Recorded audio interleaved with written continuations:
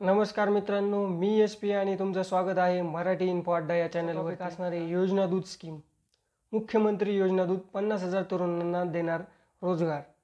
जाणून घ्या पगार अटी आणि ऑनलाईन अर्जाची प्रोसेस. राज्य सरकारच्या विविध योजनांची सर्वसामान्य नागरिकांना माहिती देण्यासाठी मुख्यमंत्री योजना दूत उपक्रम सुरू करण्यात आलेला आहे.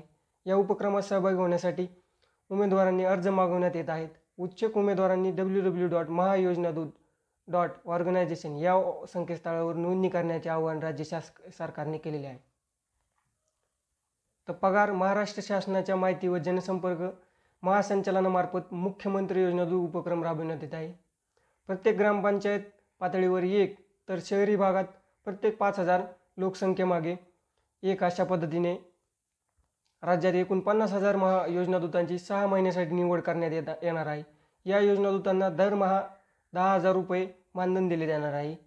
हे योजना दूत राज्य शासनाच्या लोककल्याणकारी योजनांबाबत नागरिकांना माहिती देतील.